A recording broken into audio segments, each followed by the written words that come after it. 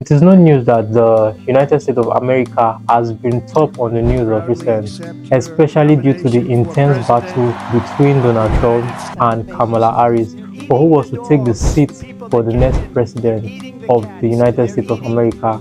And unofficially or officially, on the 5th, that was on Tuesday of November, the people of the United States of America got the chance to vote on who they preferred to be the next president of the United States of America, and it was an intense battle. Personally, I do not follow the United States elections, but this one got me interested due to, first of all, the persons that were involved, especially Donald Trump, and I had never really understood how they run their elections until now. I'm not a citizen of the United States of America, but based on how intense this one was, I had to just follow up, and I got to discover some new discoveries. Because at first, watching the elections, I was like, oh, why do they do it the way they do it?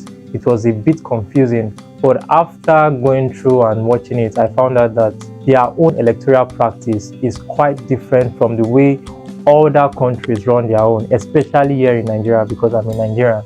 So in this video, if you're also a bit confused on how they get to pick their president, how they get to run their elections, watch this video, because in this video I'm going to be talking about some foundational knowledge that you would need to just understand how they run their election. So by the end of this video, you're going to be a pro. You're going to know something about the United States and how they run their election. So make sure you stick around to the end and do not miss any part of this video.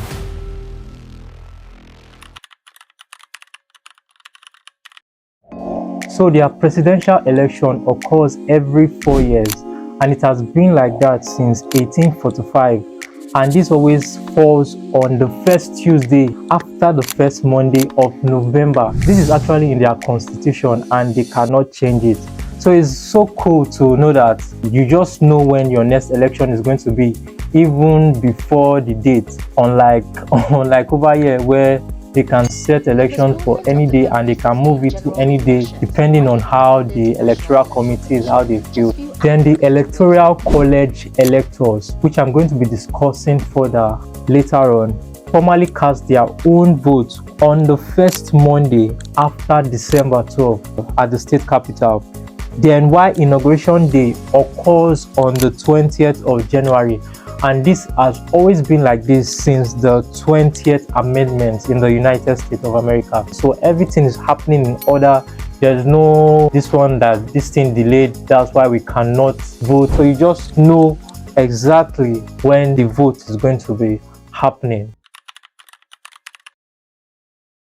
So it's quite obvious that the American political space is dominated by two major political parties. That is the Democratic Party and the Republican Party. But this was not always the case. In fact, the first president of America, George Washington, was not in any political party at all. He actually fought against forming any political party, and in theory this was applicable, but in the real light of things it did not work out. So in their next election, the electoral committee had to change this and come up with parties, and it was two major parties that was formed, which is the Republican Party and the Democratic Party. So since that time they had dominated the space, but there are also other alternative parties as well. Just like we have the Green Party, we have the Constitution Party, we have the Working Family Party, we have the Alliance Party, and so on.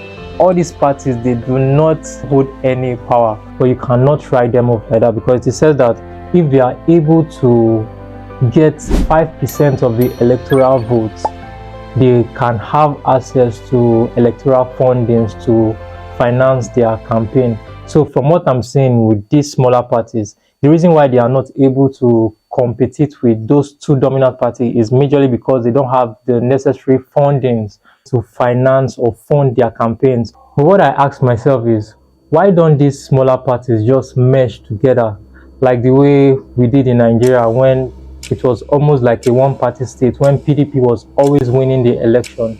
Then other smaller parties had to merge together to form the APC that now took over from the PDP.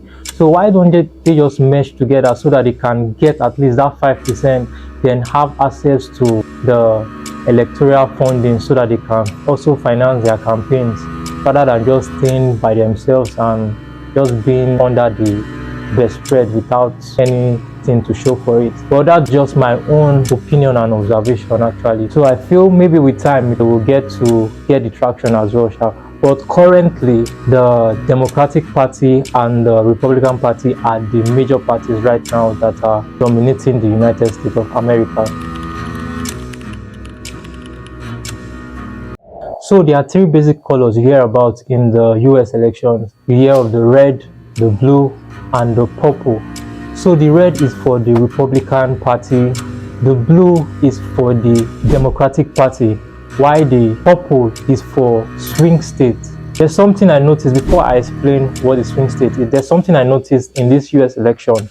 You'll find out that in this election, they can almost predict what a state is going to vote for. You can see that a state can either be a blue state, regardless of anything that happens, or it's going to be a red state. So for the purple state, these are where things get very interesting because these states actually determine who wins the election. So why is it a purple state? If you check it, the color purple, it's the combination of the blue and the red. And the reason why it is like this is because there's a close tie between the amount of people that vote for the red and the amount of people that vote for the right. And so a slight change in the total number of persons that voted for the red can lead to a state either being dominantly a red state or a blue state. And so that's why it is called a purple state.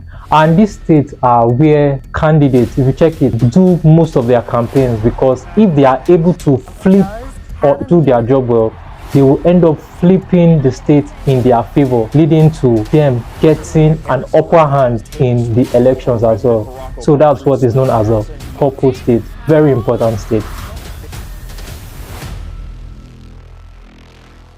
Currently, I don't think there is any other country that practices this kind of electoral process, because the US is the only country where you can win the popular vote and still lose the elections, like what happened between Donald Trump and Hillary Clinton when she won the popular vote, but Donald Trump ended up winning the elections in 2016. So why did this happen like that? Okay, this is because the US practiced an electoral system known as the Electoral College. So this is how it works. On election day, the citizens of the United States come out to vote for the candidate of their choice. But they are not actually voting directly for the candidate of their choice. Instead, they are voting for representatives who have pledged to vote the choice of who the people want. If that was a bit complex, let me break it down a little. This representative form what is known as the Electoral College, which is made up of a total of 538 electoral seats. Every state gets a number of seats and 2 extra seats for senators, and the presidential candidate only needs 270 votes from this electorate to be the next president of the United States. Although each state gets a representative based on its population, but the system is so balanced that it does not affect smaller states at all. They all get to be represented fairly and equally.